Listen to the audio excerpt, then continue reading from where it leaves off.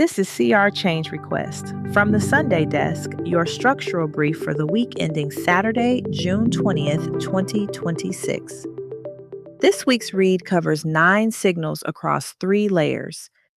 3 layers, and they stack in a deliberate order.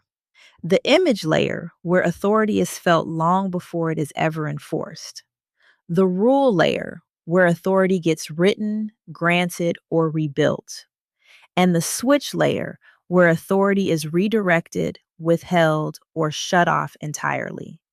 One thread runs through all 3.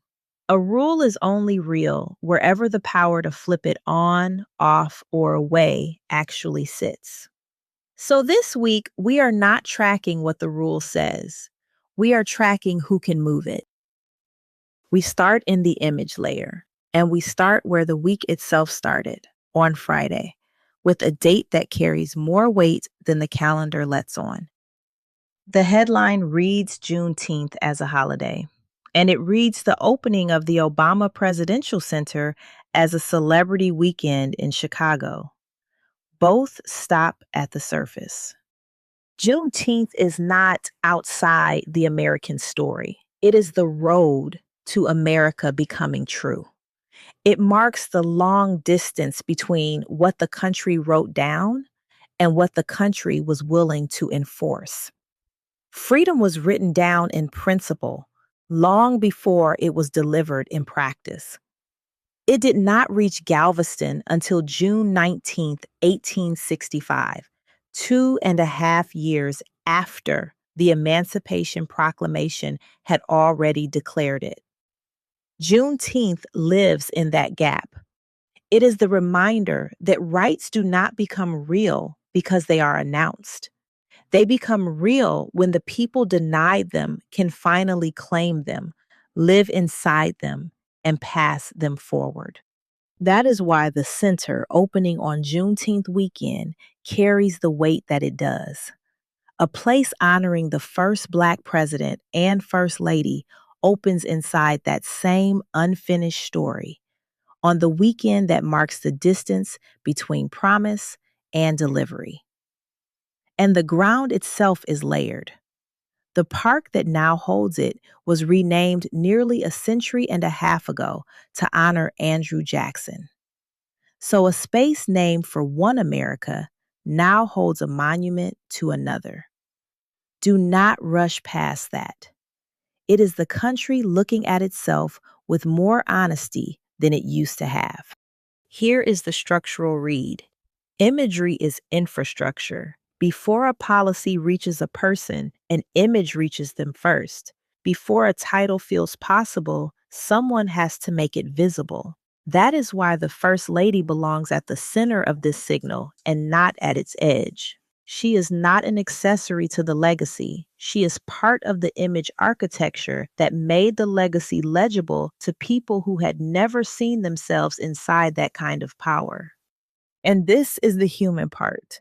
For a generation of women, that image was something they had to protect inside themselves. The woman who could be brilliant, direct, warm, rooted, and still be told to shrink so other people could survive the sight of her. If you have lived that, you recognize it without me naming it. Her memoir, Becoming, did not just tell me her story, it gave language to my own. It made the private work of becoming yourself under expectation feel disciplined rather than desperate. That is what a soft life actually is. Not escape and not luxury without responsibility. It is the freedom to tell the truth and stay whole, to be loved without disappearing, to be excellent without going hard. The reason people keep trying to degrade that image is that they already know it did something. The image gets there before the policy does. So where does that leave the operator who builds institutions? It leaves you with a reminder that representation is not decoration. It changes the emotional architecture available to a people, and that change moves through rooms long before any rule does. Stay in the image layer because the next signal is about the part of it the cameras never show, the bonds that hold people when no one is performing. The coverage frames this as a mental health story. A new study, summarized this week, finds that middle aged Americans are lonelier, more depressed, and carrying worse memory and worse health than the generations before them. Financial strain, weaker support, and chronic stress are named as the drivers. The deeper issue is that midlife in America is losing its stabilizing structure. Middle age was supposed to be the stretch with more footing, more security, more clarity, more support, more capacity to absorb pressure. The data points the other way: more loneliness, more depression, worse memory, worse health, more strain. Midlife is being treated like a private crisis when it is increasingly a systems audit, and the body is where the audit becomes visible. And this one is close to home. I am nearing that range myself. And what I see is that midlife does not only test your money or your health, it tests the strength of your relationships, your community, and the non romantic bonds that keep people anchored. Friendship is not extra. Mentorship is not extra. Spiritual community is not extra. The people who can see you clearly without needing anything from you are not extra. They are protective infrastructure. And the audit starts earlier than midlife because when younger people are not given healthy community and emotional language, something else steps into the gap. Sometimes isolation, sometimes hardness sold as survival.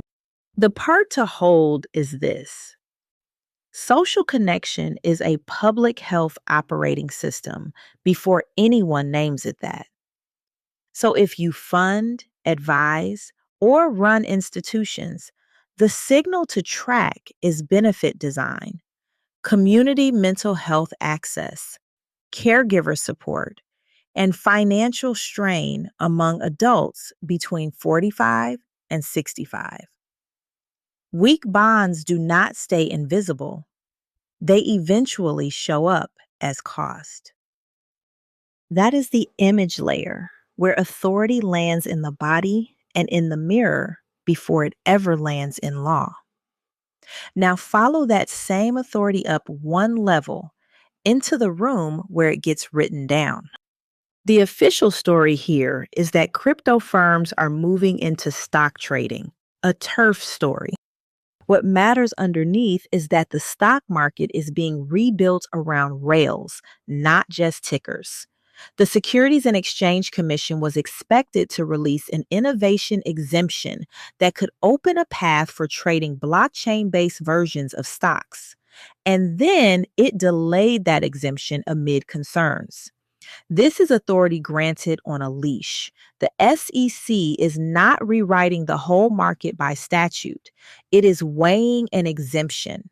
And an exemption can stand up a market before the durable rulebook is finished. Said plainly, a token that tracks a stock is not automatically the same thing as owning the stock. You can hold something that moves like a share and still not carry a shareholder's rights. So the old questions do not disappear in the faster room. They just travel into it. Who holds custody? Who gets the vote? Who receives the dividend? Who provides the disclosure? And who protects you if the token trades like exposure but does not behave like ownership? Tokenization does not remove the market's old questions. It moves them into a faster room. So if you allocate or advise, the signal to track is the exemption language itself. Whether these tokens carry voting and dividend rights, the custody standards, and whether a parallel ownership level is forming underneath the one you already know. That brings us to another place where the rule book is being rewritten, while almost everyone is watching the price. The institutional language calls this one a fight over renewable tax credit eligibility, a technical dispute about an IRS notice. The operating truth is that this is about project survival. Safe harbor is not paperwork. It is the bridge between a project and its financing. A federal court vacated the IRS notice and restored the 5% safe harbor for wind and solar. And it did so about 27 days before the July 4th construction deadline. But the restoration came with a condition attached because it holds only if the agency agrees. So certainty did not come back with it. In plain language, if a developer can show that construction began by spending 5% of a project's costs, the project can keep access to valuable clean energy credits. Remove that path, and the financing can change overnight. That is why the people pricing these deals, the developers, the lenders, the credit buyers, are now weighing litigation risk right alongside steel, turbines, and panels. And the weight of that uncertainty does not stay in the spreadsheet. It reaches the crews on a project that only pencils if the credit survives. So the signal to track is appeal risk, whether the Treasury or the agency issues new guidance, how credit pricing moves, and whether lenders start treating safe harbor only projects differently from projects with physical work already underway. Eligibility rules are the foundation of the capital stack. They decide which projects move and which capital waits. Now, this next one may look like a health story, but it belongs to the same pattern about who holds the pen. The public facing language frames the Maryland Vax Act as a question of vaccine access, a single state law signed in the spring. The sharper read is jurisdictional redesign. This is authority architecture. The state is building its own health authority before the next federal guidance conflict tests the map. The governor signed the act in April, and it prepares the state to issue its own recommendations on immunizations, screenings, and preventive services when federal guidance becomes contested, unstable, or out of step with the state's own public health priorities. Why this? Why now? Because the state is building for a guidance conflict it can already see coming. What that means is the state is not only changing one policy, it is building a second set of instructions it can run when the first set stops working for it. Federal guidance has long shaped coverage, provider practice, pharmacy access, and school policy. When a state stands up an independent recommendation pathway, it is building a parallel operating system. And when two maps disagree, somebody on the ground, a provider, a pharmacist, a parent, has to choose which one to trust.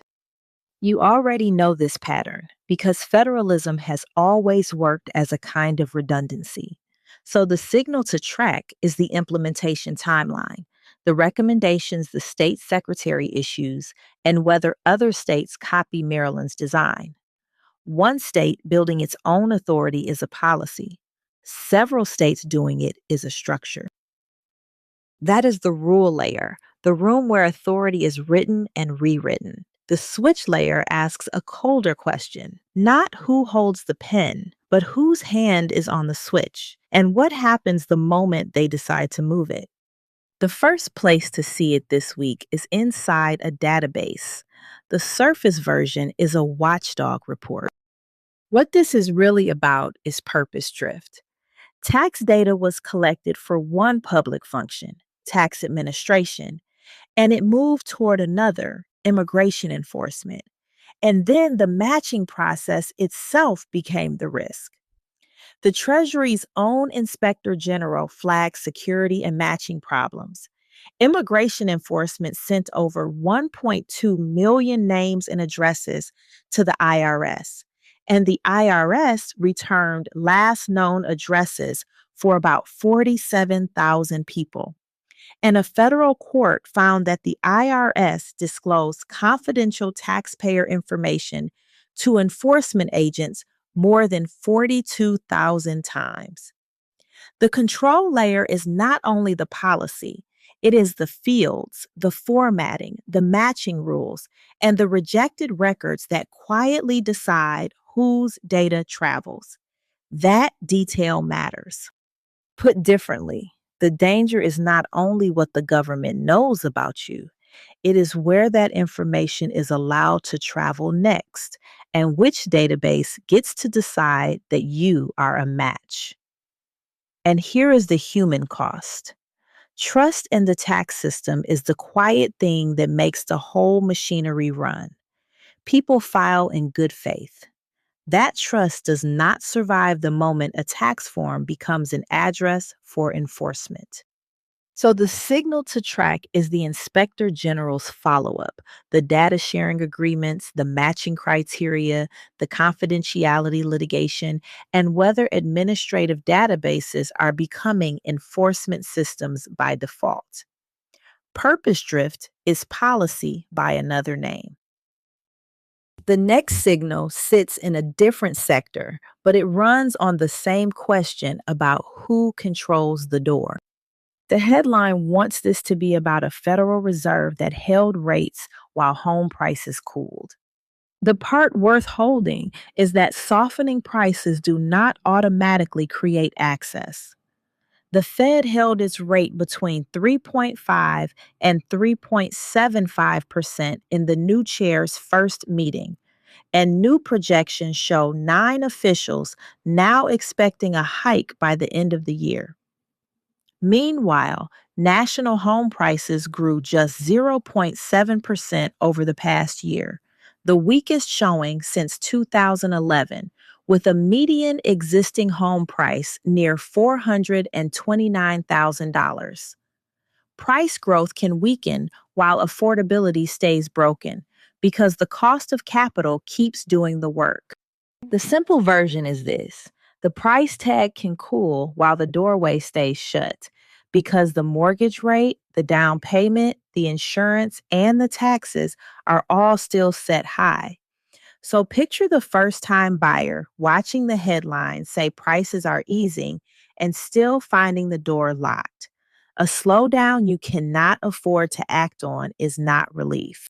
So the signal to track is mortgage rate movement, the Fed's projections, first time buyer access, refinance lock in, and whether softening prices ever translate into real affordability. Access is not measured by the price tag alone, it is measured by the whole doorway. This is the part people miss inside a technical ruling. On the surface, this is a dry securities law decision that only fund lawyers would notice. What this really is a shift in enforcement power. Private actors lost the lane, and regulator discretion gained weight. The Supreme Court held 6-3 that a key provision of the Investment Company Act does not give private parties an implied right to sue to rescind contracts that allegedly violate the act. So when a fund is accused of breaking the rules, fewer private parties can now drag it into court. Here is the practical translation. More of that enforcement job now goes back to the agency on the agency's schedule by the agency's priorities. And that matters for closed-end funds, for activist investors, and for anyone who counted on the courtroom as a check. Accountability did not vanish. It moved into a room with fewer doors, and not everyone has a key. When enforcement consolidates, discretion itself becomes the structure. So the signal to track is the SEC's enforcement posture, closed-end fund activism, shareholder litigation strategy, and whether the courts keep narrowing implied private enforcement. The play is older than the headline. Power tends to flow toward whoever still holds a way to act. And that brings the week to its sharpest version of the switch, the one where the switch is literal. The headline reads this as an AI safety story, a frontier model taken offline. The real story is governance. Anthropic said on June 12th that the United States government issued an export control directive requiring it to suspend access to two of its models, Fable 5 and Mythos 5, by foreign nationals, including its own foreign national employees, and that the practical result was disabling both models for every customer in order to comply. So the question is not only whether the model was dangerous, the question is who holds the authority to pull a frontier capability offline, and whether that process is transparent, durable, and accountable. And the reach makes it sharper because this capability was not sitting on a shelf. Anthropic said partners using this class of model for defensive security work had already found more than 10,000 high or critical severity flaws across a program it had expanded to roughly 150 organizations in more than 15 countries. So the off switch did not sit on a toy. It sat on something thousands of operations were already leaning on. That is the part that changes the read. And the lesson is blunt. A capability you cannot replace and cannot keep is not an asset. It is an exposure wearing the costume of leverage. So picture the enterprise that built a workflow on a single model and woke up to find the off switch in someone else's hand. And the question for every operator is simple. What changes when the power to switch something off sits with someone outside the room using it? If you have integrated a capability you do not control, you did not buy leverage. You rented dependency. The model had an off switch. So did every business built on top of it. So the signal to track is single model dependency, cloud continuity clauses, the procurement language that accounts for takedown risk, third party model audits, and the larger question of government authority over when a frontier model can run. Model availability is becoming a board level operational risk, whether the board has named it yet or not. Now read across all 9, because underneath every one of them sits a single pattern. Authority moved this week, and it moved toward whoever holds the switch. The image of freedom reached Galveston 2.5 years after the rule changed, and the gap between the two is still the most American thing about us. Midlife showed the same gap inside the body, the place where the bonds we never built arrive later as illness we cannot name. Tokenized stocks offered ownership in a faster room while leaving the question of real rights for later. Safe Harbor came back to the clean energy build-out, but it came back wearing a condition. Maryland stopped waiting for federal guidance and began writing its own health authority. Tax data crossed from one public function into another, and the matching rules decided who counted. Housing prices softened while the doorway stayed priced shut because the cost of capital kept doing the gatekeeping. The court narrowed the private enforcement lane and handed the weight back to the regulator. And a frontier model went dark by federal directive, taking enterprise workflows and security dependencies with it. Here is the thesis across all 9. The operating structure spent this week proving that a rule is never the same thing as the power behind it. The rule can be written, restored, granted, or announced, and still not be real until you find the hand that can move it. Sometimes that hand belongs to a court, sometimes to an agency, sometimes to a state, sometimes to a government issuing a directive, and sometimes simply to whoever can still afford to act. The rule is where the public looks. The switch is where the power actually lives. And the heaviest version of that this week was the model going offline. Said plainly, a tool that organizations were already building on was switched off by an order they could not see coming and could not refuse. That is the whole brief compressed into one event. The capability was real, the dependency was real, but the authority to end both sat entirely outside the room. When the switch lives somewhere you cannot reach, you were never holding leverage. You were holding exposure. So carry one thing into the week. Watch who holds the off switch. And that's the brief for this week. Good to be in the room with you. Until next time, this has been CR Change Request.